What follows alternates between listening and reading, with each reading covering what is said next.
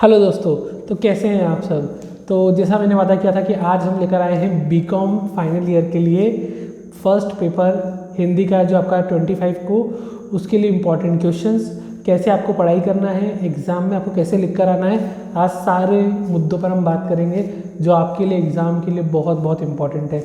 तो स्टार्ट करने के पहले आप प्लीज़ लाइक का बटन दबा दीजिए, अपने दोस्तों में शेयर कर दीजिए, अपने ग्रुप्स में शेयर कर दीजिए, और अगर आप चैनल पर नए हैं तो प्लीज़ सब्सक्राइब कीजिए, बेल आइकन दबाइए ताकि आप बाकी सारे पेपर की जानकारी प्राप्त कर सकें। और अगर आप कोई गवर्नमेंट एग्ज़ाम की तैयारी करेंगे आगे चल के तो वो भी सारी आपको हमारे यूट्यूब चैनल पे प्रिपरेशन करने को मिल जाएगी दोस्तों।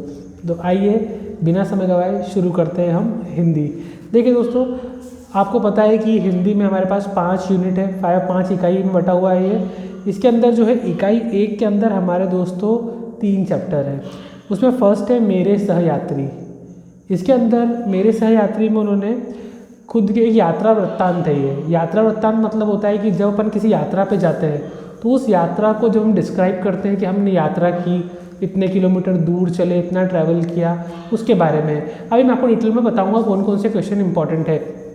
आपको इसमें क्या पढ़ना है, इसमें एक तो याद मेरे सह याद, आप कॉपी और पेन लेकर बैठिएगा दोस्तों। जो इंपॉर्टेंट क्वेश्चन बता रहा हूँ उनको नोट करते चलिएगा ताकि आपको इसको रिवाइज करने में आसानी हो। देखिए, इसमें पहला है इसका सारांश कि भाई जो कवि है हमारे वो कहाँ कहाँ पर घूमे, उन्होंने नर्मदा की यात्रा की। इसके कुछ ऑब्जेक्टिव्स हैं जो मैं आपको भी रिवाइज कराऊंगा। इसके अलावा इसमें नर्मदा को किस किस की उपमा दी गई है। ये 2 क्वेश्चन ही करना है आपको इस चैप्टर में से, बाकी इंपॉर्टेंट नहीं है। सेकेंड चैप्टर मध्य प्रदेश की लोक कलाएँ, इसके अंदर भी आपके लिए 3 क्वेश्चन हैं। एक तो राई नृत्य, गणगौर नृत्य और कठपुतली नृत्य। इनके बारे में आपको डिटेल में पढ़ना है क्योंकि एग्जाम में आपसे ये पूछ सकते हैं। चैप्टर 3 है लोकोक्ति और मुहावरे।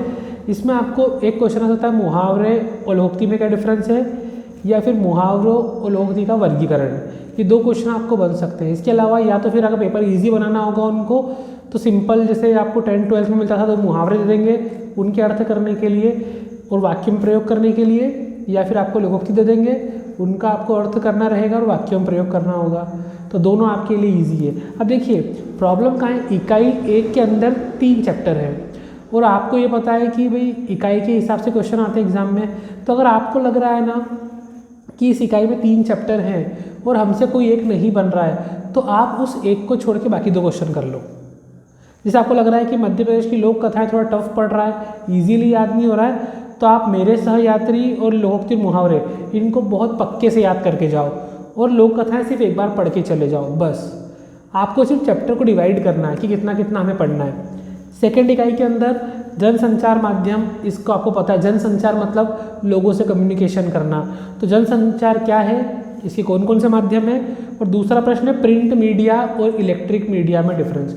ये आप ज़रूर पढ़ के जाना, ये 2 क्वेश्चन इंपॉर्टेंट है। इसमें चैप्टर 5 में दूरभाष और मोबाइल, ये चैप्टर है। इसमें टेलीफोन का आविष्कार कब हुआ, टेलीफोन का आविष्कार कैसे हुआ है, किसने किया। फिर मोबाइल फ़ोन के बारे में ये पढ़ना है कि मोबाइल फ़ोन का आविष्कार कैसे हुआ, मोबाइल फ़ोन की उपयोगिताएँ। और एक शॉर्ट नोट लिखने को आ सकता है आपको फैक्स, टेलेक्स, पेजर और वीडियो फ़ोन में। तो इनको एक बार आप पढ़ के जाइएगा। इसमें चैप्टर 6 है संक्षिप्तियाँ। संक्षिप्तियाँ क्या होती है दोस्तों, नॉर्मली देखा जाए तो शॉर्ट फॉर्म्स, जैसे बैचलर ऑफ कॉमर्स को अपन क्या बोलते हैं, BCom होता है, तो ये शॉर्ट फॉर्म उसको बोलते हैं संक्षिप्तियाँ, है ना। जिसे अपन बोलते हैं रसूका लग गई, रासूका, है ना। तो ये चीज़ें क्या है, राष्ट्रीय सुरक्षा, है ना, और कार्यक्रम रसूका बोलते हैं उसको अपन। तो देखो इसमें क्या होता है, बहुत सारे बड़े बड़े शब्दों को अगर हम शॉर्ट में पॉइंट लगा के लिख देते हैं, है ना। आपने देखा होगा ना, अपन बोलते हैं परम पूज्य तो प.पू. लगा देते हैं, है ना। तो ये चीज़ क्या होती है, शॉर्ट पे लिखना संक्षिप्तता होती है। तो इसकी विशेषता और बोध। इकाई 2 के अंदर भी आपके 3 चैप्टर हैं, जनसंचार माध्यम, दूरभाष, संक्षिप्तियाँ। ये तीनों बहुत सिंपल है, आप इसको एक बार भी रीड करोगे तो आपको समझ में आ जाएगा। लेकिन फिर अगेन वही बोलूँगा, इन 3 में से 2 चैप्टर को बहुत पक्के से करके जाना, एक थोड़ा कम भी पढ़ोगे तो चलेगा। अब वो आपके ऊपर है कि आपको कौन सा पढ़ना है। इकाई 3 के अंदर बात करूँ तो पत्रकारिता के विविध आयाम, तो इसमें पत्रकारिता का अर्थ क्या होता है, उसके आयाम कौन कौन से हैं, फीचर सिंडिकेट और उसका योगदान क्या होता है, ये ज़रूर पढ़िएगा। पत्रकारिता से जुड़ा एक प्रश्न पेपर में ज़रूर आएगा आपके। चैप्टर 8 में मध्य प्रदेश की लोक साहित्य। तो देखिए हम मालवा में रहते हैं, इंदौर, उज्जैन, देवास, ये क्षेत्र मालवा में आते हैं। तो मालवा लोक साहित्य आपसे पूछ सकते हैं, बुंदेली और मालवी लोक नाटक भी आपसे पूछ सकते हैं। चैप्टर 9 पत्र लेखन। अब पत्र लेखन अगर आपको डायरेक्ट पत्र ही दे दिया तो आसान है, लेकिन आपको पूछ सकते हैं कि परिपत्र क्या होता है और अनुस्मारक पत्र क्या होता है, या फिर ज्ञापन से क्या आशय है, ज्ञापन का प्रयोग कब किया जाता है। ये 2 प्रश्न इंपॉर्टेंट है इसमें से। तो इकाई 3 भी कंप्लीट हो गई आपकी। इकाई 4 में आपको चैप्टर है 10वां राजभाषा हिंदी। तो आपको बताना है, इसमें क्वेश्चन है कामकाजी हिंदी भाषा क्या है, उसका आयाम बताना है, और राजभाषा और राजभाषा में अंतर बताना है। ये बहुत सिंपल क्वेश्चन आपको 12th की बुक में ही मिल जाएगा हिंदी की, वरना अगर आपका सीरीज़ या बुक जो भी आप यूज़ कर रहे हो उसके अंदर मिल जाएगा। और अभी मैं भी आपको समझाऊंगा इसको। अभी जो इंपॉर्टेंट क्वेश्चन है पहले आप उनको नोट कर लो ताकि आपका टाइम बचे। फिर 11 में हिंदी की शब्द संपदा चैप्टर है आपका। इसमें शब्द व भेद, शब्द की परिभाषा क्या होती है, शब्द के भेद कौन कौन से हैं, इसमें पर्यायवाची शब्द, विलोम शब्द, भिन्नार्थी शब्द, अनेकार्थी शब्द और आगम शब्द, युग्म शब्द, ये सब आ सकते हैं। देखो कभी पेपर सिंपल बना तो आपको 2 शब्द दे देंगे कि इनके पर्यायवाची बताओ, इनका विलोम बताओ, अनेकार्थी शब्दों के अर्थ बताओ, है ना, या युग्म शब्द के अर्थ बताओ। तो ये आपको इजीली पूछ सकते हैं, या फिर इनकी परिभाषा भी पूछ सकते हैं, पढ़ के ज़रूर जाइएगा। चैप्टर 12 है आपको अनुवाद। अब अनुवाद क्या होता है, अनुवाद का महत्व क्या होता है, और एक अच्छे अनुवादक की विशेषता। अनुवाद क्या होता है, अनुवाद का महत्व और एक अच्छे अनुवादक की विशेषताएं। इकाई 4 कंप्लीट हो गया। इकाई 5 की बात करूँ तो इकाई 5 थोड़ा सा बाकी की तुलना में बड़ा है और थोड़ा सा इसको याद करने में टाइम लगेगा। तो विश्व के प्रमुख धर्म और महत्वपूर्ण विशेषता बताना है। तो आपको ध्यान रखना है कि प्रमुख धर्म, हिंदू धर्म आपको पढ़ना है, जैन धर्म पढ़ना है, इस्लाम धर्म पढ़ना है। ये 3 धर्मों के बारे में आपको पढ़ के जाना है। इसके अलावा धर्म क्या होता है, धर्म की विशेषता और धर्म का महत्व, ये क्वेश्चन आपको पढ़ना है। चैप्टर 14 जो लास्ट है, सत्य के साथ मेरे प्रयोग, ये गांधी जी की आत्मकथा का एक छोटा सारांश, मतलब शॉर्ट समरी ली गई है वहाँ से। इसमें क्या है कि जो बाल विवाह की कुरीतियों के बारे में गांधी जी ने क्या संकेत दिए, क्या तर्क दिए, वो बताना है। फिर गांधी जी ने इस आत्मकथा के माध्यम से क्या संदेश देना चाहा। फिर जब गांधी जी को उनके अध्यापक बोलते हैं कि पास वाले बच्चे की पट्टी में से देखकर आप आंसर लिख लो, तो गांधी जी वो करना उचित क्यों नहीं समझते, और सादा जीवन जीने से गांधी जी को क्या लाभ हुए, इसके बारे में बताना है। ये क्वेश्चन आपको एग्जाम में इंपॉर्टेंट है। तो ये मैंने 5 इकाई के जो इंपॉर्टेंट क्वेश्चन थे, जो वेरी वेरी इंपॉर्टेंट क्वेश्चन थे, वो मैंने आपको बता दिए। अब इन क्वेश्चन के बारे में हम डिटेल में डिस्कस करना शुरू करते हैं। अगर आप मेरे द्वारा समझाए गए एक बार सुन लोगे तो पेपर में आप इजीली लिख के आ सकते हो दोस्तों। तो आइए हम देखते हैं कि हम कैसे अब इसको समझेंगे। अगर आपने अभी तक लाइक नहीं किया तो लाइक करो, शेयर करो, और दोस्तों सब्सक्राइब और बेल आइकन ज़रूर दबाइएगा। चलो आगे देखते हैं डिटेल में। तो फ्रेंड्स देखिए, सबसे पहले आपको जो मेन डाउट रहता है कि पेपर कैसा आने वाला है, तो BCom 3rd year examination paper जो है वो रेगुलर वाले बच्चों का 30 मार्क्स का, और जो होते हैं हमारे प्राइवेट बच्चे उनका 35 मार्क्स का होने वाला है, जिसमें आपको मिनिमम 10 मार्क्स लाना है। ठीक है, रेगुलर वालों को, प्राइवेट वाले बच्चों को 12 मार्क्स लेकर आना है। सबसे पहले आपको क्या होगा, 5 ऑब्जेक्टिव हैं जो हमने आपके सामने सिंपल पेपर भी लेके आए हैं कि कैसे ऑब्जेक्टिव आएंगे, तो जल्दी से देखते हैं। पर अगर आपने अभी भी लाइक नहीं किया हो तो दोस्तों ईमानदारी से लाइक करो, शेयर करो और कमेंट करके ज़रूर बताइएगा कि कैसा लगा, तभी हम आपके लिए नेक्स्ट वीडियो नेक्स्ट पेपर के लिए लेकर आएंगे। अपने दोस्तों में शेयर कीजिए, सब्सक्राइब कीजिए। देखिए पहला प्रश्न, अमृतलाल बेगड़ द्वारा किस नदी की यात्रा की गई। अमृतलाल बेगड़ वाला हमारा पार्ट कौन सा है, मेरे सहयात्री, और उसमें पूरा हमने नर्मदा नदी के बारे में पढ़ा है, तो नर्मदा नदी की यात्रा की गई। सेकंड प्रश्न, हिंदी भाषा में प्रकाशित होने वाला प्रथम अखबार कौन सा है, उद्दंड मार्तंड, उद्दंड मार्तंड, याद रखना। हिंगोला नाट्य कहाँ प्रसिद्ध है, तो बघेलखंड क्षेत्र का प्रसिद्ध नाट्य है हिंगोला, ध्यान रखना नाम। फिर राज्य भाषा समिति ने हिंदी को कब मान्यता दी, 14 सितंबर 1949, 1949 को दी। और सूफी शब्द का अर्थ होता है दोस्तों पवित्र। ठीक है, तो ये 5 ऑब्जेक्टिव मैंने आपको करवा दिए हैं। इसके बाद 3 नंबर के 3 क्वेश्चन आएंगे पेपर में, आपको देखते हैं। देखो दोस्तों, यहाँ पर आपको 3 नंबर के 3 क्वेश्चन हैं और हर प्रश्न में आपको और दिया हुआ है, मतलब आपको दोनों में से कोई एक प्रश्न करना है। पहला प्रश्न, गणगौर नृत्य कहाँ किया जाता है और टूटते हुए की विषय वस्तु को स्पष्ट कीजिए। इसके अलावा संत सिंगा जी के जीवन में प्रकाश डालिए और परिपत्र क्या होता है। राज्य भाषा के रूप हिंदी विकास का एक संक्षिप्त टिप्पणी और शब्द किसे कहते हैं। ये मैंने आपको देखो, ये क्वेश्चन मैंने इंपॉर्टेंट में पहले बता दिया है। परिपत्र वाला क्वेश्चन इंपॉर्टेंट में पहले बता दिया है। राज्य भाषा वाला इंपॉर्टेंट में बता दिया है। शब्द किसे कहते हैं ये भी मैंने आपको एमपी में क्वेश्चन दे दिया है। मतलब मेरे बताए हुए क्वेश्चन आपको एग्जाम में ज़रूर देखने को मिलेंगे, तो आप ट्रस्ट कीजिएगा। जो मैंने इसके पहले आपको एमपी बताई है वो आप दिमाग में रखिएगा, और उसको मैं भी आपके सामने एक बार स्क्रीन पे शेयर भी कर दूंगा। अगर आपको ऐसा है तो आप उसका स्क्रीनशॉट लेकर अपने पास रख भी सकते हैं। इसके बाद 4 नंबर के 4 क्वेश्चन आएंगे आपके सामने। पहला क्वेश्चन, संपादन कला के तत्व बताते हुए प्रिंट मीडिया पर टिप्पणी। ये मैंने आपको बताया था, प्रिंट मीडिया पर टिप्पणी या संक्षिप्ति की विशेषता। संक्षिप्ति क्या होता है मैंने बताया, जिसे मोहनदास करमचंद गांधी, मोहनदास करमचंद गांधी, इतना बड़ा नाम है। अब संक्षिप्ति में क्या होता है, शार्ट में लिख दो, मो डॉट क डॉट गा, मोहनदास करमचंद गांधी, शॉर्ट में लिख देना, संक्षिप्ति होता है। इसके बाद देखो अगला प्रश्न, कार्यालय आदेश का प्रयोग कब किया जाता है, एक नमूना बताना है। कार्यालय आदेश मतलब होता है जब हम ऑर्डर देते हैं वो, ठीक है। और इसके और में फीचर पर टिप्पणी, ये मैंने आपको इंपॉर्टेंट में दे दी है। फीचर वाला आपको पेपर में ज़रूर आ सकता है, पहले भी पेपर में पूछा जा चुका है। दूरभाष का आविष्कार, ये मैंने आपको बताया हुआ है कि दूरभाष क्या होता है भैया। अनुवादक किसे कहते हैं, जो ट्रांसलेट करके रखता है, और एक अच्छे अनुवादक के गुण, ये भी मैंने आपको एमपी में बता दिया था।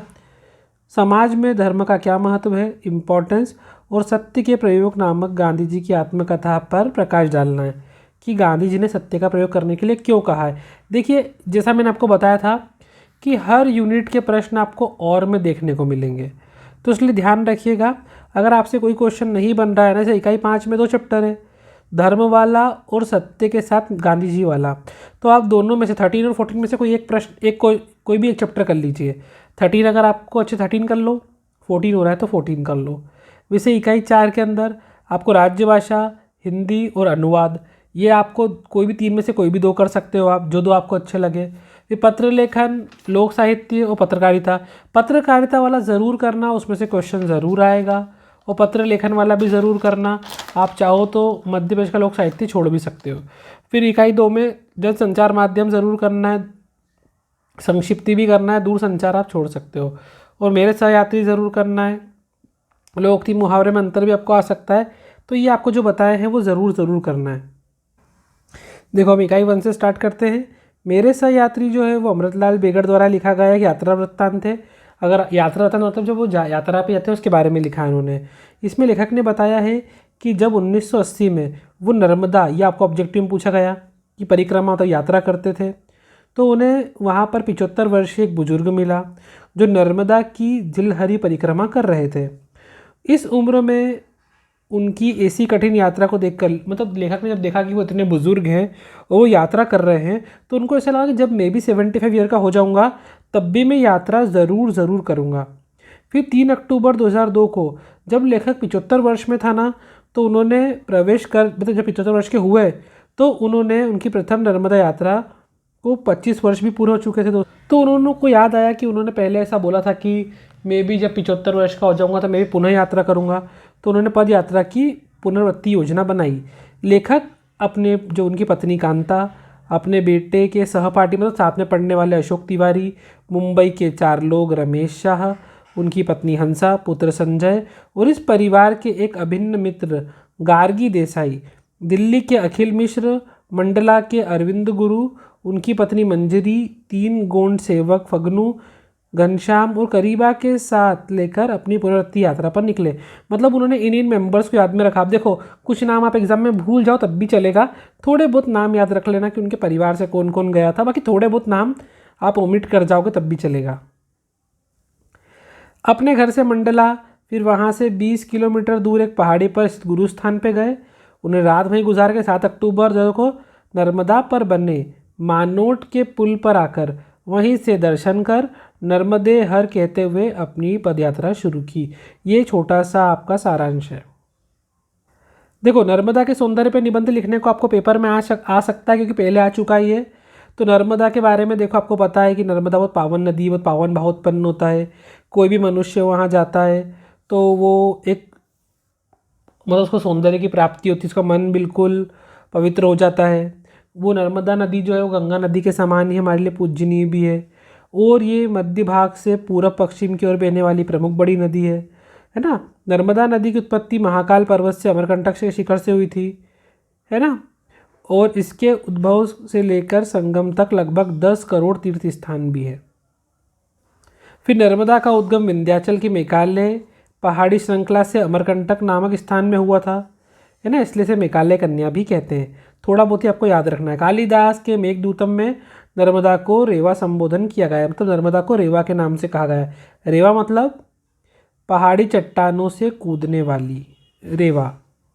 अब इसके अंतर्गत इन्होंने बताया कि नर्मदा की धारा बहुत तेज है ना। ये पहाड़ी चट्टानों पर भेड़ाघाट के संगमरमर की चट्टानों के ऊपर उछलती कूदती रहती है। आपको पता है ना, जबलपुर में भेड़ाघाट है, वहाँ नर्मदा नदी बहुत बड़ा एक घाट बनाती है, इसको धुआंधार जलप्रपात कहते हैं। तो ये बहुत सुंदर है। अमरकंटक में एक सरोवर बना हुआ है, वहाँ पे शिवलिंग से निकलती है ये। इसके अलावा ये अलग अलग जगह निकलते हुए छत्तीसगढ़, मध्य प्रदेश, महाराष्ट्र, गुजरात पूरी सब दूर बहते बहते बहते बहते आगे ट्रैवल करती है। और लगभग 1310 किलोमीटर का सफ़र तय कर नर्मदा भारोच के आगे खंबात की खाड़ी में गिरकर विलीन मतलब वहीं पे गायब हो जाती है। पुराणों में बताया गया नर्मदा नदी के दर्शन मात्र से समस्त पापों का नाश होता है। तो इंपॉर्टेंट क्वेश्चन हम पढ़ चुके हैं। अब ऑब्जेक्टिव की बात करें, नर्मदा वेगड़ किस नदी की परिक्रमा कर रहे थे? तो नर्मदा नदी की परिक्रमा कर रहे थे। अब देखो, मेरे सहयात्री क्या है, कहानी तो बिल्कुल नहीं, निबंध बिल्कुल ही, रेखा चित्र बिल्कुल नहीं, संस्मरण बोल सकते हैं। देखो, इसको संस्मरण भी बोल सकते हो। यात्रा वृत्तांत ऑप्शन आएगा तो आप यात्रा वृत्तांत लिख कर आएंगे, क्योंकि उन्होंने अपनी यात्रा के बारे में बताया था। संस्मरण क्या होता है? उन्होंने सोचा, विचार किया और उसके बारे में लिखा। ये आपको अच्छे से पता है। अमृतलाल बेगड़ जी ने मोक्षदायिनी किसे कहा है? नर्मदा नदी को कहा है। बहुत से बच्चे जो पढ़ के नहीं आते गंगा नदी लिख के आते हैं। भैया, चैप्टर के बारे में कम से कम नाम तो पता होना ही चाहिए। अच्छा, दोनों तटों को मिलाकर बेगड़ जी ने कुल कितने किलोमीटर यात्रा करी थी? ध्यान रखना, 262 किलोमीटर। दो तटों को मिलाकर यात्रा की थी। एक तट का हमने पढ़ा है 1310 था, है ना। ऐसे उन्होंने दो तट मिला के 26-24 किलोमीटर की यात्रा की थी। लास्ट में हमारे सामने छिपा शिल्प कहाँ का प्रसिद्ध है? तो छिपा शिल्प जो है वो उज्जैन का प्रसिद्ध है, उज्जैन। ये आप ध्यान रखना। तो ये पांचों ऑब्जेक्टिव भी मैंने इंपॉर्टेंट से बता दिए। देखिए दोस्तों, जो चैप्टर फर्स्ट में इंपॉर्टेंट था वो मैंने बता दिया, उसका सारांश आप एक बार खुद पढ़ लेना। बाकी नर्मदा नदी के बारे में आप थोड़ा बहुत मन से भी लिख सकते हो। ऑब्जेक्टिव मैंने कवर कराने की पूरी कोशिश करी है। चैप्टर सेकंड के अंदर एक आपको राई नाम से नृत्य मिलेगा। ये लोक नृत्य है मध्य प्रदेश का। राई जो है वो मध्य प्रदेश का लोक नृत्य है। इसको देखा जाए तो आप ये बोल सकते हो कि मध्य प्रदेश का जो राज्य का, प्रदेश का, मध्य प्रदेश का लोक नृत्य कौन सा है? राई। और नाट्य कौन सा? माच। तो राई और माच के आने के चांस ज़्यादा है। राई बुंदेलखंड आंचल की अपनी जाति परंपरा मूलतः शौर्य और श्रृंगार परक है ना। ये थोड़ा ध्यान रखना है। और बुंदेलखंड के प्रख्यात लोक नृत्य राई में एक और तीव्र शारीरिक चपलता, मतलब शरीर की तेज अंग मुद्राएं और उनके लय पर उनका जो नृत्य का डांस होता है वो, और उसमें श्रृंगार होता है, उसमें ऊर्जा होती है, उनमें शक्ति होती है और उनमें एक अलग प्रकार का दिखाने का तरीका होता है। इतना ही आपको पढ़ना है। साथ में बुंदेलखंड के साथ बघेलखंड में भी राई जो नृत्य है उसका प्रचलन है यहाँ पे। लेकिन दोनों का राई अलग अलग है। यहाँ पर राई में क्या होता है? पुरुष ही स्त्री का वेश धारण करके नाचते हैं, मतलब पुरुष को लड़कियों की वेशभूषा पहनाकर नचाते हैं। राई में विशेषकर अहीर नाचते हैं। कहीं कहीं ब्राह्मण जाति की स्त्रियों में भी प्रचलन है। पुत्र जन्म पर प्राय वेश्य महाजनों के यहाँ भी राई नृत्य होता है। स्त्रियाँ हाथों, पैरों और कमर की विशेष मुद्राओं से नाचती है। राई गीत श्रृंगार परक होते हैं, परंतु बुंदेलखंड की तरह यौवन श्रृंगार का उद्गम आवेश तीव्र गति यहाँ नहीं होती है। मतलब वहाँ पे तीव्र गति है, आवेग है, पर यहाँ नहीं है। यहाँ सिर्फ श्रृंगार परक, श्रृंगारता को दिखाना, डांस करते हुए मुद्राओं को दिखाना, हाथ की मुद्रा, पैर की मुद्रा, कमर की लचक, ये सब जो है वो बघेलखंड में दिखाते हैं, बुंदेलखंड में ये नहीं दिखाते हैं। राई के बारे में आपको याद रखना है। कठपुतली नृत्य के बारे में आप सब जानते हैं, आप सबने देखा है अच्छे से कि कठपुतली नृत्य जो है वो प्राचीन समय से बहुत फेमस है, बहुत प्रसिद्ध है। कठपुतलियों के माध्यम से लोग क्या करते थे दोस्तों, किसी भी कहानी को एक अलग ढंग से प्रस्तुत करते थे, है ना। भारत, मिस्र, यूनान, रोम, चीन, सभी जगह पे अलग अलग कठपुतलियों के माध्यम से लोग अभिनय करते थे। मतलब कोई भी एक्ट करना हो, कोई प्ले करना हो तो कठपुतली के द्वारा प्रकट करते थे। कठपुतलियों के द्वारा कठिन से कठिन स्थिति को भी वो आसानी से प्रकट करने में समर्थ होते थे, ये ध्यान रखना, ठीक है। और कठपुतली हमारे देश में प्रमुख रूप से कठपुतली 4 प्रकार की शैली विद्यमान है: दास्तान पुतली, थाड़ पुतली, सूत्र संचालित पुतली और छाया पुतली। बस इतना ही आपको याद रखना है। 3 नंबर का क्वेश्चन आएगा, आप आसानी से लिख दोगे। गणगौर नृत्य, ये आपको पेपर में आ चुका है 2020 के, ध्यान रखना है। गणगौर निमाड़ी जनजीवन का गीति काव्य है। चैत्र सुदी तृतीया तक पूरे 9 दिन तक चलने वाला गणगौर उत्सव एक ऐसा भी कार्य नहीं जो बिना गीत के हो।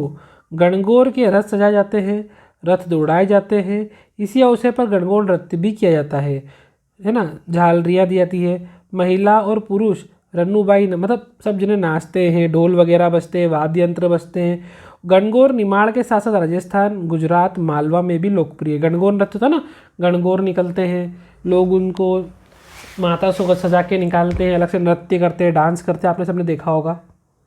अपने इंदौर में तो फेमस ही है। अब आ गए हम दोस्तों मुहावरे लोकोक्ति पे। मुहावरे क्या होते हैं? वाक्यांश होते हैं। लोकोक्ति क्या होती है? संपूर्ण वाक्य होती है। मुहावरे शॉर्ट में बताते हैं, लोकोक्ति संपूर्ण होती है। मुहावरे विकारी होते हैं, लोकोक्ति अविकारी होती है। विकारी मतलब कि भाई लिंग वचन के हिसाब से मुहावरे बदल जाते हैं, लोकोक्ति कभी नहीं बदलती। मुहावरे गद्य रूप में होते हैं और लोकोक्ति गद्य और पद्य दोनों रूप में होती है। मुहावरों के अंत में प्रायः ना होता है, लोकोक्ति के अंत में प्रायः ना नहीं होता है। फिर मुहावरे लक्षणा शक्ति पर आधारित होते हैं और ये व्यंजना शक्ति पर आधारित होते हैं। मुहावरों का निर्माण किया जाता है, मतलब मुहावरे जो है ना वो भाव अभिव्यक्ति मतलब भावनाओं को देखकर, और ये लोकोक्ति जो है सामाजिक समर्थन, समाज की कृतियाँ, समाज में जो काम चलते आ रहे हैं उनको लेकर उपयोग करते हैं। मुहावरों का वाक्यों में प्रयोग किया जाता है और लोकोक्ति को केवल बोला या लिखा जा सकता है। मतलब लोकोक्ति अपने आप में पूरा वाक्य है, वाक्यों में प्रयोग करने का मतलब ही नहीं है। मुहावरे सटीक अर्थ देते हैं। लोकोक्ति लोक कथन के रूप में प्रचलित है। लोक कथन मतलब देखो, लोकोक्ति को अगर मैं बांटूं तो लोकोक्ति मतलब लोक प्लस उक्ति, मतलब लोगों द्वारा कही गई बातें को लोकोक्ति कहते हैं। थोड़ा जान के रखना, इनके एक बार डिफरेंस को पढ़ लेना ताकि आपको ये दिक्कत न दे। देखो लोकोक्ति का वर्गीकरण मतलब लोकोक्ति को कैसे बांटा गया है। देखो लोकोक्ति का क्षेत्र बहुत विस्तृत मतलब बड़ा होता है। यह लोक जीवन से निकलकर समाज में प्रतिष्ठा प्राप्त कर लेती है। कुछ विद्वान होते हैं, दर्शन होते हैं, कवि होते हैं, उनके द्वारा कही गई बातों को लोकोक्ति कहा जाता है। तो वर्गीकरण पहला है चेतावनी संबंधित। कुछ लोकोक्ति ऐसी होती है जो लोगों को हम चेतावनी देने के लिए यूज़ करते हैं, जैसे जैसी करनी वैसी भरनी, घर का बेदी लंका ढाए, अब पछतावत क्या हो जब चिड़िया चुग गई खेत, ये चेतावनी दे रहे लोगों को। दूसरा नीति संबंधित। नीति मतलब उच्च विचार। आम के आम गुठलियों के दाम, थोता चना बाजे घना, नाच न जाने आंगन टेढ़ा। नीति संबंधित वाक्य जहाँ नीति की बात करते हैं हम। इसके बाद विविशता मूलक मतलब जहाँ पर हम विवश हो गए हैं, जैसे उल्टा चोर कोतवाल को डांटे, गेहूं के साथ घुन भी पीसता है, यहाँ पर हम दिखा रहे हैं विवशता। अपनी गली का कुत्ता भी शेर कहलाता है, जिसकी लाठी उसकी बेस, मतलब विवशता है या मजबूरी, दूसरा इंसान कोई काम कर नहीं पा रहा है। और ये लोग भाषा संबंधित मतलब जहाँ के लोग हैं वहाँ की भाषा है। कांक में छोरा गाँव में डिंडोरा, अपन बोलते हैं ना बगल में छोरा शहर में डिंडोरा, वही वाली बात है। और मुंह में राम बगल में छुरी, मतलब मुंह में राम मतलब मुंह में तारीफ कर रहे हो और बगल में छुरी रख रहे हो भैया। इनकी विशेषता भी देख लो फटाफट। ये पूर्ण स्वतंत्र वाक्य होते हैं, कथन की पूर्ति होती है, जनता में प्रचलित होते हैं, इनमें सत्य छुपा होता है, ये गंभीर होते हैं और इनका उपयोग किसी को शिक्षा देने के लिए होता है। लोकोक्ति। अब बात करें मुहावरे के वर्गीकरण पे, बहुत सिंपल है। मुहावरों का संसार बहुत व्यापक है, फैला हुआ है। पौराणिक इतिहास से लगाकर मुहावरे चलते आ रहे हैं। प्रकृति मूलक होते हैं, मतलब प्रकृति के बारे में, आकाश के तारे तोड़ना, आकाश पाताल एक करना, दिन में तारे दिखाना, मतलब ऐसे मुहावरे जहाँ पर हम प्रकृति को जोड़ के बात कर रहे हैं। अंगवर्ती मुहावरे, अंगवर्ती मतलब जहाँ पर अपन शरीर के अंगों की बात करते हैं, जैसे आंखें लाल कर देना, पेट का पानी हिलना, कान में जूना रेंगना, सिर पे कफन बांध के निकलना, हम आज सिर पे कफन बांध के निकले हैं, पेपर तो अच्छा देकर ही आएंगे, जो नहीं आएगा वो भी लिख के आएंगे, है ना। कूटनीतिज्ञ मुहावरे, मतलब जहाँ पे कूटनीति की बात करते हैं, कूटनीति मतलब जहाँ पर हम किसी की योजना बना के काम करते, जैसे आस्तीन का सांप, ईंट का जवाब पत्थर से देंगे। बोर्ड एग्जाम वाला पेपर क्या बनाया हमने, जब बोर्ड एग्जाम पास कर ली तो बीकॉम वाले क्या कर लेंगे अब, है ना। जब हम बोर्ड एग्जाम में कुछ भी लिख के आ सकते तो बीकॉम तो निकाल ही लेंगे, सही बात। फिर पौराणिक कथाओं के आधार पे मुहावरे, जैसे पौराणिक कथा मतलब जो पुराने ज़माने में हमारी कथाएं थी उनके बारे में, द्रौपदी का चीरहरण होना, अब बोलते ना वाह बड़ी सती सावित्री बन रही हो, मतलब ये क्या है, अंगद का पैर होना, मतलब पुरानी कथाएं हैं उनको हमने जोड़ लिया। मनोविकार संबंधित, लोक व्यवहार संबंधित, प्रेरणा मूलक, उपालंबन, देखो 4 नंबर से ज़्यादा क्वेश्चन आएगा नहीं, तो ये करना भी नहीं है। 3 पॉइंट 4 पॉइंट बहुत है मैक्सिमम, उनको कर लो, उनको लिख आना बस। इसके बाद हम पढ़ते हैं प्रिंट मीडिया के बारे में दोस्तों। तो समाचार पत्र, प्रिंट मतलब जो छपता है, समाचार पत्र होते हैं, कोई किताबें होती है, कोई पुस्तक होती है, ये होते हैं प्रिंट मीडिया। मुद्रण प्रणाली के आविष्कार के पूर्व अपन हाथ से छापते थे। जब मुद्रण प्रणाली हो गई तो प्रतियां निकलने लग गई। इन प्रतियों को हमने क्या करा, छपाई के माध्यम से मशीन में फिट करके टाइपराइटर की मदद से छापते थे। इसके बाद हमने क्या करा, कागज़ पर अक्षर छापना शुरू कर दिए। इसमें सैकड़ों प्रतियां कुछ सेकंड में निकल जाती हैं, जैसे offset, photo composing, laser printing. इससे क्या होता है, क्वालिटी भी अच्छी हो जाती है, काम भी अच्छा हो जाता है और कम समय में ज़्यादा चीज़ें निकल जाती है। इसमें समाचार पत्र मुख्य होते हैं, जहाँ पर हम एक साथ बैठे बैठे लाखों लोगों तक पहुँच सकते हैं प्रिंट मीडिया के थ्रू। इसमें न्यूज़पेपर आते हैं तो है, समाचार पत्र, इसके अलावा मैगज़ीन निकलती है दोस्तों, जो भी कम समय में अधिक लोगों तक पहुँच जाती है। पत्रिकाएँ बनती है, आप शादी की पत्रिका देते हो, पुस्तक छपाते हो, सब क्या है, प्रिंट मीडिया है। पहले के ज़माने में जब ये नहीं चलता था, कागज़ का आविष्कार ही नहीं हुआ था, तो उस समय पत्तियों पर लिख लिख कर लोग देते थे। देखा है ना पिक्चर आपने, कौन सी मोहब्बतें, पत्ते पे लिख के देते थे। उस समय कॉपी किताब थी यार, फिर भी लोग पत्ते पे लिख के देते डिजाइन डाल के, है ना। अब इलेक्ट्रॉनिक मीडिया की बात करें तो बहुत simple, radio, TV, satellite, cable, cassette, ये सब काम आता है इलेक्ट्रॉनिक मीडिया में। देखो इससे अपन पल भर में पूरे देश तक पहुंच सकते हैं। इनको सिर्फ अपन देख के, सुन के महसूस कर सकते हैं, इनका प्रभाव अधिक पड़ता है। प्रिंट मीडिया में क्या होता है, देखो लोग पढ़ते हैं, कुछ लोग नहीं भी पढ़ते हैं, लेकिन क्या होता है, इलेक्ट्रॉनिक मीडिया जो है ना, वो कुछ पलों में ही हमें बहुत सारे संदेश दे देते हैं, है ना। टीवी जो संदेश होता है, जो हम चित्रों को देखते हैं, तो वो ज़्यादा समय तक हमारी मेमोरी में रहते हैं। किताबें पढ़ी हुई अक्सर इंसान भूल भी जाता है, लेकिन जब अपनी आंखों से देख लेते हैं ना, वो भूलते नहीं, हमारे स्मरण में लंबे समय तक रहते हैं। अब जनसंचार में क्या है, रेडियो जनसंचार का माध्यम है, इस आकाशवाणी भी कहते हैं दोस्तों। देखो क्या होता है, क्योंकि समाचार को आकाश में प्रसारित कर सामान्य जनता तक पहुंचाया जाता है। जहाँ समाचार पत्र नहीं पहुंचता, वहाँ रेडियो द्वारा हम आम जनता तक आसानी से पहुंच सकते हैं। जो व्यक्ति गरीब है, जिनको पढ़ना नहीं आता, वो रेडियो की मदद से चीज़ों को सुनकर वो अपना काम चला लेते हैं। ये बहुत लोकप्रिय है दोस्तों।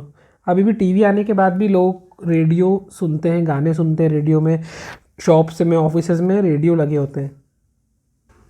दूरदर्शन की बात करूं तो ये दृश्य काव्य है। इसमें क्या करते हैं, रेडियो में से सुनते हैं, लेकिन दूरदर्शन पे हम देख भी सकते हैं। देश में जुड़ी घटी सारी विशेषता, सारी बातें हम दूरदर्शन के माध्यम से आसानी से देख सकते हैं। दर्शक हर चीज़ों को लाइव जब अपने सामने देखता है तो उस पर विश्वास जल्दी कर पाता है। देखो सिर्फ सुनी बातों पर विश्वास करना थोड़ा मुश्किल होता है, लेकिन जब देख लेते हो ना तो विश्वास जल्दी हो जाता है। इसके बाद आता है विज्ञापन। विज्ञापन क्या होता है, कोई भी वस्तु को बाजार में बेचने के लिए या ग्राहकों का सम्मोहन करने के लिए विज्ञापन बहुत ज़रूरी होता है। विज्ञापन क्या होता है, वस्तु को मार्केट में लाने के लिए, अपना अस्तित्व जमाने के लिए विज्ञापन करना पड़ता है। विज्ञापन का उद्देश्य क्या होता है, वस्तु के बारे में लोगों को जानकारी देना, उसकी मांग बढ़ाना, बिक्री बढ़ाना। इसके अलावा इंटरनेट के बारे में सब जानते ही है कि आजकल सारा काम इंटरनेट के थ्रू हो रहा है। देखो आप पढ़ाई भी कर रहे हो तो इंटरनेट के माध्यम से कर रहे हो, तो इंटरनेट शिक्षा, समाज, मनोरंजन, चिकित्सा, हर काम के लिए इंटरनेट है। और जैसे लॉकडाउन लगा है तब से आप इंटरनेट के माध्यम से और कमाना भी सीख गए हो। और अगर आप भी चाहते हो कमाना ऑनलाइन, तो आप एग्ज़ाम के बाद मुझसे ज़रूर कांटेक्ट कीजिएगा, तो मैं आपको बताऊंगा कि आप ऑनलाइन कैसे कमा सकते हो घर बैठे बैठे 40 से 50 हज़ार रुपये। अभी पेपर पे फोकस करते हैं, फिर आप मुझसे ज़रूर मिलिएगा, तो अपन सीखेंगे कैसे हम ऑनलाइन अर्न करते हैं। अब मैं बात करूँ यूनिट 3 पत्रकारिता के बारे में। पत्रकारिता एक परीक्षा है, तो पत्रकारिता के बारे में क्या है, इसका संबंध सूचनाओं को संकलित, संपादित करके आम पाठकों तक पहुंचाना है। लेकिन हर सूचना समाचार नहीं होती। देखो पत्रकार कुछ ही घटनाओं, समस्याओं, विचारों को समाचार के रूप में प्रस्तुत करते हैं। किसी घटना के समाचार बनने के लिए उसमें कुछ नयापन होना चाहिए, जनता की रुचि होना चाहिए, निकटता और भावना का होना बहुत ज़रूरी होता है। एग्ज़ाम में ऑब्जेक्टिव में पूछ सकते हैं डेडलाइन क्या होता है। तो समाचार माध्यमों के लिए समाचार को कवर करने के लिए एक समय सीमा होती है जिसको हम बोलते हैं डेडलाइन। ये ध्यान रखना।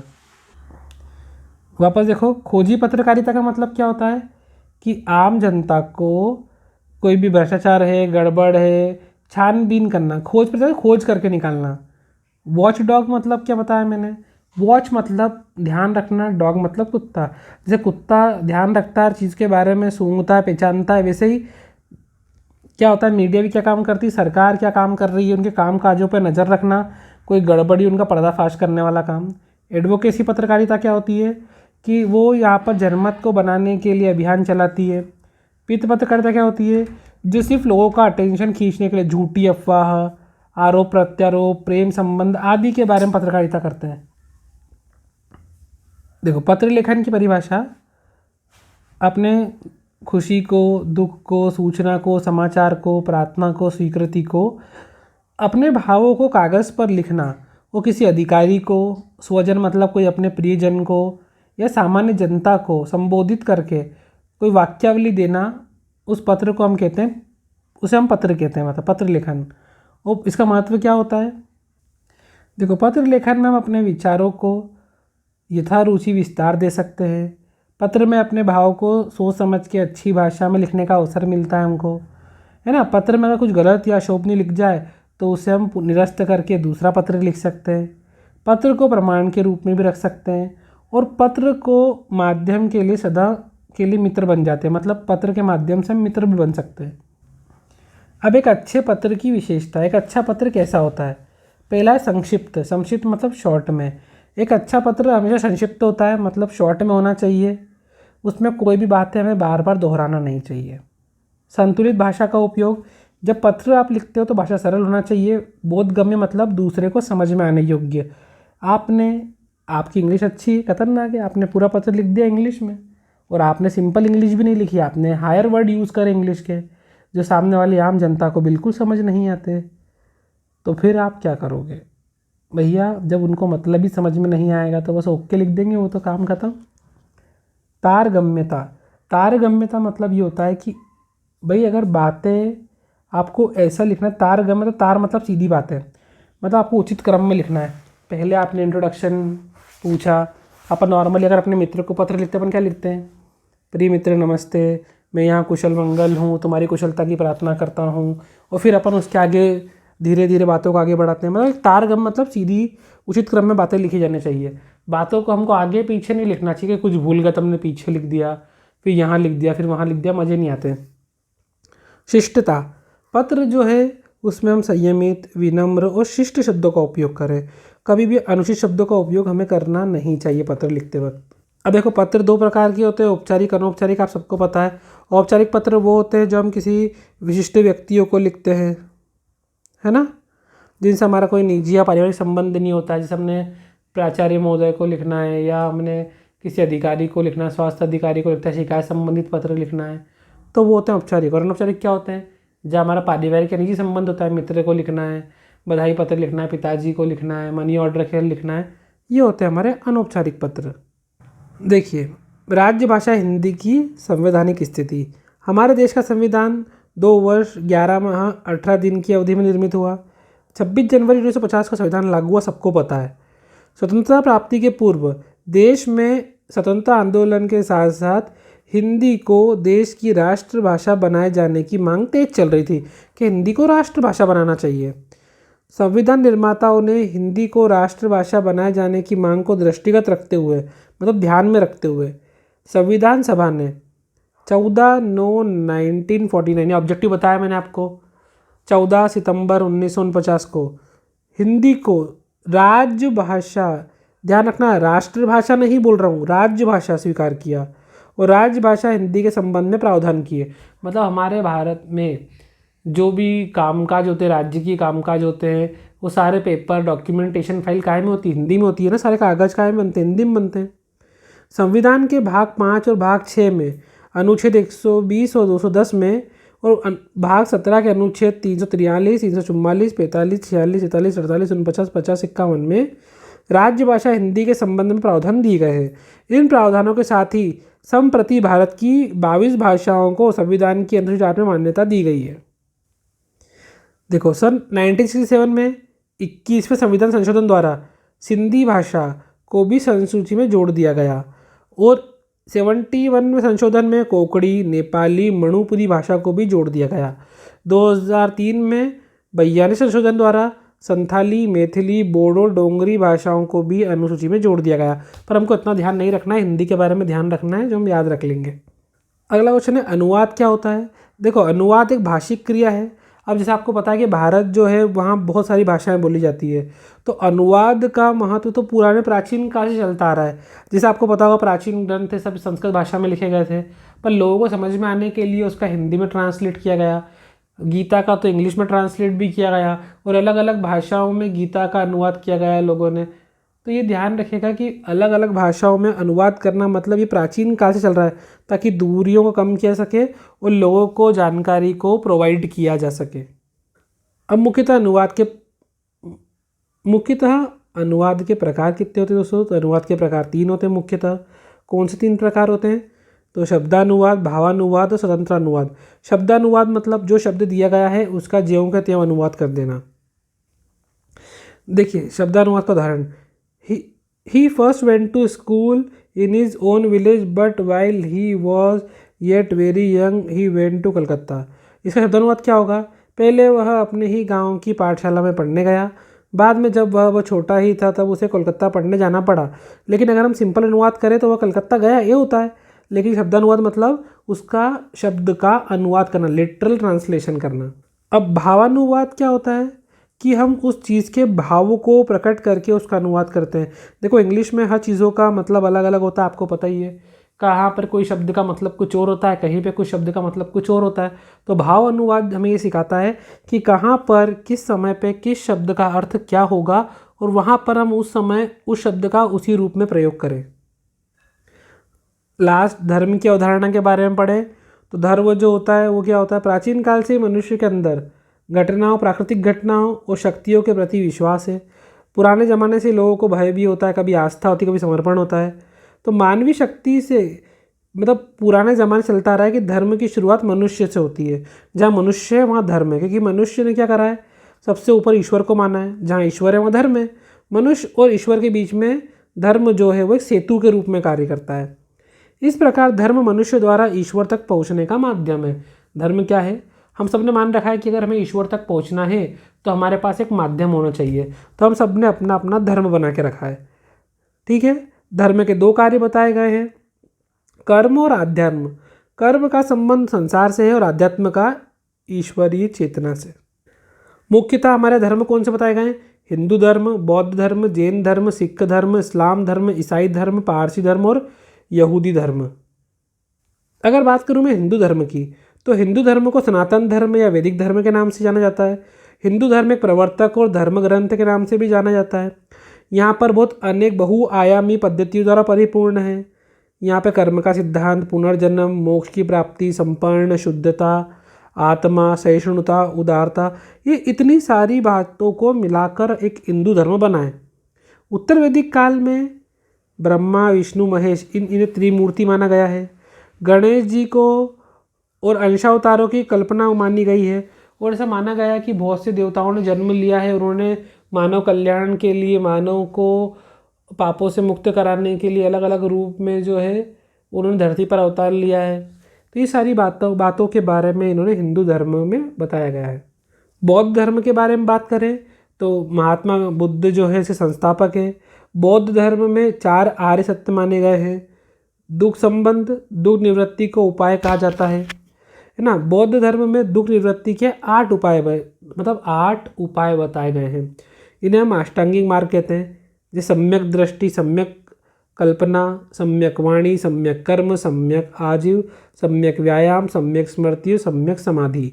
सम्यक मतलब होता है संतुलन में। कोई भी काम करो संतुलन में, कोई काम करो, कुछ बोलो, संकल्प लो, देखो हर चीज़ में आपका एक संतुलन होना चाहिए, है ना।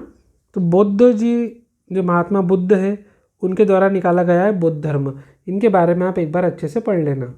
इस्लाम धर्म में पेपर में पूछ चुके हैं, अब यहाँ पर प्लीज़ कृपया हमारे कट्टर हिंदू लोग भी पेपर के लिए पढ़ के जाएं। इस्लाम धर्म की शुरुआत 7वीं शताब्दी अरब देश में हुई। देखो, पढ़ाई हमें ये सिखाती है कि मज़हब जो है उसका कभी बंटवारा नहीं करना चाहिए, जात पात के भेदभाव में नहीं रखना है बिल्कुल भी, और देश में हमको इन चीज़ों से भी दूर रखना है ना। तो प्लीज़, अपन पढ़ने लिखने वाले लोग हैं, तो इसलिए यहाँ पर धर्म मज़हब को बीच में न लाएं, पढ़ के जाएँ पेपर के लिए, है ना। वरना जब नंबर कटेंगे एग्ज़ाम में तो बड़ी दिक्कत होगी, है ना। हाँ, तो इसके प्रवर्तक हज़रत मोहम्मद साहब है। हज़रत मोहम्मद साहब के जन्म के पूर्व अरब देश में अरबी धर्म प्रचलित था, जिसमें बहुदेव पूजा का प्रचलन था। प्राचीन अरबी धार्मिकता बर्बरता के चरमोत्कर्ष पर थी। गुफा में 15 वर्ष तक तपस्या करने पर ही उन्हें अल्लाह का आदर्श प्राप्त हुआ। उन्होंने धार्मिक सुधार, मतलब सिंपल बात है, जब वो वहाँ पर रहे उनको वहाँ पर ऐसा अल्लाह, मतलब उनके जो भगवान है उनका आदेश प्राप्त हुआ, और उन्होंने वहाँ पर फिर उनकी मुसलमान समाज को सुधारने के लिए कार्य किए, है ना। अरब में उनका विरोध होना शुरू हो गया और मोहम्मद साहब को मक्का छोड़कर मदीना जाना पड़ा 24 सितंबर 662 ईस्वी में, है ना। इस दिन मुसलमानों का हजीरी संवत प्रारंभ होता है, ये ध्यान रखना। इस्लाम धर्म में एक ही ईश्वर पर बल दिया गया है। जैसे हिंदू में बहुत सारे अलग अलग भगवान हैं, पर मुसलमान में क्या होता है, उन्हें एक ही ईश्वर पर बल दिया गया है। यह समानता और भाईचारे के सिद्धांत पर आधारित है ना। और इस्लाम धर्म के 2 संप्रदाय हैं, शिया और सुन्नी, ये आपको ध्यान रखना है थोड़ा सा बस। और आपको एक ऑब्जेक्टिव पूछा गया है, सूफ़ी शब्द का अर्थ क्या होता है, तो पवित्र। मैंने आपको पहले बता चुका है कि सूफ़ी क्या होते हैं। देखो, इस्लाम में जो उनके उदारवादी वो प्रेमपूर्ण संप्रदाय होते हैं, जो नेता होते हैं, जो उनके धर्मो कर्म पर चलते हैं, उन्हें हम सूफ़ी कहते हैं, है ना। इसके अलावा दोस्तों, अगर आपको धर्म के बारे में नहीं याद हो रहा हो तो गांधी जी वाली आत्मकथा ज़रूर पढ़ के जाइएगा। तो बहुत सिंपल है कि गांधी जी ने पट्टी में क्यों नहीं देखा था, कि गांधी जी मानते थे कि अगर नकल करना भी एक प्रकार का मतलब सत्य नहीं है, असत्य कार्य है। और गांधी जी ने हमेशा लोगों को ये प्रेरणा देने की कोशिश की है। इसलिए जब वो उन्हें कोई प्रश्न नहीं आता है, वो गलत लिख लेते हैं, तो उनके जब मास्टर जी जो है अध्यापक उन्हें गांधी जी को कहते हैं कि पड़ोस में जो बच्चा है उसकी पट्टी में देखकर नकल कर लो, तो गांधी जी फिर भी वो क्वेश्चन सही नहीं करते हैं। तो सिंपल बात है, वो ये गांधी जी ऐसा क्यों नहीं करते हैं, क्योंकि वो हमेशा चाहते हैं कि सत्य का प्रयोग करना है, कभी हमें असत्य की तरफ नहीं जाना है, बुराई की तरफ नहीं जाना है ना। और गांधी जी जब अफ्रीका में थे तब भी उन्होंने हमेशा वहाँ पे दक्षिण अफ्रीका में सादा जीवन जीते रहे, व्रत का पालन करा जिससे बीमार नहीं पड़े। उन्होंने, आपने देखा होगा गांधी जी ने कितने फास्ट करे, देश को आज़ाद कराने के लिए कितने काम करे, लेकिन तब भी वो दृढ़ता से सामना कर पाए। क्यों? क्योंकि उनका बिल्कुल जीवन सादा था, वो कभी ऊंचे शौक नहीं रखते थे। तो इसके बारे में अगर एक बार पढ़ के चले जाओगे तो गांधी जी वाला चैप्टर बहुत सिंपल है, आत्मकथा वाला। ये आपको 4 नंबर का एक क्वेश्चन इकाई 5 में से आएगा, धर्म वाला चैप्टर और उसके और में गांधी जी वाला। जो आपको अच्छा लगे आप दोनों में से कर सकते हो। इसके अलावा एक बताया मैंने, हिंदी शब्द क्या है, शब्द के भेद आ सकते हैं, तो उसके अंदर आपको ध्यान रखना है। और पर्यायवाची विलोम शब्द सबको पता है, एक शब्द जब होता है तो उसके समानार्थी शब्द होते हैं। पर्यायवाची शब्द क्या होते हैं, जैसे हमने बोला कि पुष्प को और क्या क्या बोल सकते हैं, वो पर्यायवाची होगा। विलोम क्या होता है, उसका जस्ट अपोजिट वर्ड होता है। पर्यायवाची को सिनोनिम्स बोलते हैं, विलोम्स को एंटोनिम्स बोलते हैं। अनेकार्थी शब्द क्या होते हैं, जब एक शब्द के अनेक अर्थ निकलते हैं तो उसे अनेकार्थी शब्द कहते हैं, है ना। तो ये आपको इनके बारे में पढ़ के जाना है।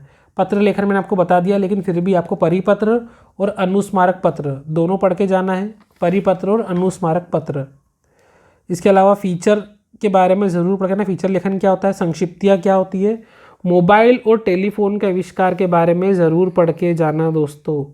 तो ये आपका हिंदी का पेपर है। मैं आपको एक स्क्रीन शेयर कर रहा हूँ, आप उसको लिख ले या स्क्रीनशॉट ले लें। देखिए दोस्तों, मेरे से यात्री में उसका सारांश, नर्मदा की उपमा, मध्य प्रदेश में राई, गणगौर, कठपुतली। यहाँ पे लोकोक्ति मुहावरे में अंतर और इनका वर्गीकरण। इकाई 2 में जनसंचार माध्यम क्या होता है, इसका आशय, प्रिंट मीडिया, इलेक्ट्रॉनिक मीडिया के बारे में पढ़ना है। इसके बाद आपको दूरभाष और मोबाइल, इसमें टेलीफोन का आविष्कार कब हुआ, मोबाइल का आविष्कार कब हुआ, इसके महत्व और दुष्परिणाम, और फैक्स, टेलेक्स, पेजर और वीडियो फ़ोन, इनकी शॉर्ट समरी पढ़ना है। संक्षिप्तियाँ क्या होती बता दिया मैंने, कुछ इसको शॉर्ट में लिखना, इसकी परिभाषा, विशेषता और दोष बताना है आपको। देखो दोस्त सिंपल है, जब कोई चीज़ शॉर्ट फॉर्म में लिखते हो तो उसके बहुत सारे अर्थ निकल सकते हैं, है ना। कोई इंसान अपने अकॉर्डिंग कुछ भी मतलब निकाल सकता है, तो इसके दोष होते हैं ये। इकाई 3 के अंदर पत्रकारिता का अर्थ क्या होता है, पत्रकारिता के आयाम बताना है। फीचर सिंडिकेट के अर्थ, प्रकार और योगदान, है ना। रूपक भी बोलते हैं इसको, फीचर को रूपक भी कहा जाता है, ठीक है। तो ये ध्यान रखना है आपको थोड़ा सा। इसके बाद जल्दी देखिए, लोक साहित्य में मालवा का लोक साहित्य, बुंदेली और मालवी लोकनाट्य के बारे में देखना है आपको।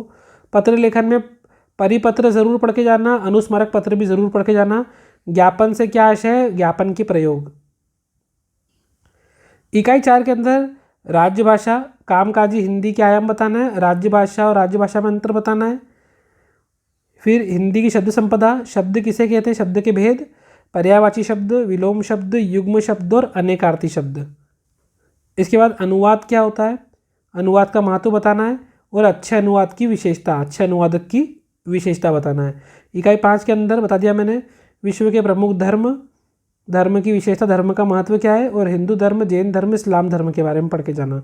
और बौद्ध धर्म भी है दोस्तों, बौद्ध धर्म। और अगर ये धर्म आपसे नहीं पढ़ा रहे हैं तो आप 14 चैप्टर सत्य के साथ मेरे प्रयोग, अगर धर्म के बारे में आपसे नहीं पढ़ाता जा रहा तो सत्य के साथ मेरे प्रयोग पढ़ के जाइए। गांधी जी की आत्मकथा है दोस्तों ये, इसमें बाल विवाह की कुरीतियों के बारे में गांधी जी ने संकेत दिया है, वो पढ़ के जाना है। गांधी जी का संदेश, पट्टी में देखकर चोरी को उचित क्यों नहीं समझा गांधी जी ने, और सादा जीवन जीने से गांधी जी को क्या लाभ हुए, ये क्वेश्चन आपको दोस्तों पढ़ना है। तो अभी इतना ही दोस्तों, क्योंकि मेरे पास एक्चुअली इसकी बुक भी नहीं थी, फिर भी मैंने आपके लिए मटेरियल इकट्ठा करके आपको बना के दिया है। हम हर पेपर के पहले आपसे इसी प्रकार मिलेंगे। अब इंग्लिश का पेपर है, इसके बाद हमारा, तो इंग्लिश के पेपर में भी हम आपको पूरा पेपर डिस्कस करवाएंगे, पेपर एग्जाम में कैसा आता है, पेपर में क्या क्या चीज़ें आपको आ सकती है, सारे इंपॉर्टेंट क्वेश्चन लेकर हम आपके साथ मिलेंगे हमारी अगली वीडियो में। अगर दोस्तों आपने लाइक नहीं किया है तो प्लीज़ कंजूसी मत कीजिए, सिर्फ लाइक करना है आपको, तो लाइक कीजिए, दोस्तों में शेयर कीजिए, सब्सक्राइब करें, बेल आइकन दबाइए अगर नहीं दबाया है आपने अभी तक तो, और कमेंट करके ज़रूर बताइएगा आपको वीडियो कैसी लगी। और आपको आपके कमेंट और आपका लाइक ही डिसाइड करेगा कि मैं नेक्स्ट इंग्लिश के लिए वीडियो बनाऊंगा या नहीं दोस्तों। तो प्लीज़ कमेंट ज़रूर करके बताइएगा वीडियो कैसी लगी आपको। और अगर कोई डाउट हो तो आप मुझे कमेंट बॉक्स में लिख सकते हैं, तो मैं कल आपके डाउट सॉल्व कर सकता हूं दोस्तों। तो मिलते हैं हम आपसे हमारी अगली वीडियो में, जब तक ऑल द बेस्ट, पेपर अच्छा दीजिएगा। और हाँ, लास्ट बात ध्यान रखिएगा, जैसा आप बोर्ड एग्ज़ाम में लिख कर आते हैं दोस्तों, वैसा ही आपको कॉलेज के पेपर में लिख के आना है। ऐसा गलत थिंकिंग है, बहुत सारे भरना है, आप कुछ भी गाने, ऐसा बोलते हैं ना दोस्त कि हम गाने लिख के आते हैं, हम तो ये लिख के आते हैं, वैसा नहीं लिखना है। हाँ, अगर आपने चैप्टर की समरी पढ़ी है तो आप चैप्टर के बारे में लिख कर आ सकते हैं, लेकिन आपको कहीं और से कुछ भी नहीं लिख कर आना है। जैसे क्वेश्चन आया जनसंचार से आशय माध्यम, तो आप जनसंचार से क्या समझते हो पूरा लिखे आओ, और जो माध्यम मैंने बताया, दूरदर्शन है, रेडियो है, टेलीविज़न है, इंटरनेट है, इन 4-5 पॉइंट को समझा दो, है ना। प्रिंट मीडिया, इलेक्ट्रॉनिक मीडिया को समझा दो। टेलीफोन, मोबाइल के बारे में कुछ आया तो वो लिख दो। पर ऐसा नहीं कि मोबाइल के बारे में पूछा तो आप कुछ भी लिख रहे हैं कि मेरे पास एप्पल का फ़ोन है, मेरे पास आईफोन है, या मेरे पास सैमसंग गैलेक्सी है, या मेरे पास जो भी फ़ोन है इसमें कैमरा अच्छा है, बैक क्वालिटी का, ऐसे कुछ भी कलाकारी पेपर में नहीं लिख कर आना है। पेपर हिंदी का है, वो जैसे ही कॉपी चेक करने वाला ऐसा देखता है वो वहीं काट देता है आपके क्वेश्चंस को पूरी तरीके से। तो प्लीज़ ऐसी कोई कलाकारी पेपर में नहीं करके आना है। 2 साल तो आपके कोरोना ने बचा लिए, तीसरा साल आप खुद अपनी मेहनत से बचा लो, है ना। तो प्लीज़ वही लिखना जो आप पढ़ के जाओ, और उससे मिलता जुलता लिखना है, कुछ भी नई कलाकारी पेपर में नहीं करके आना है, ठीक है। तब मिलते हैं आपसे इंग्लिश के पेपर के लिए। All the best and bye.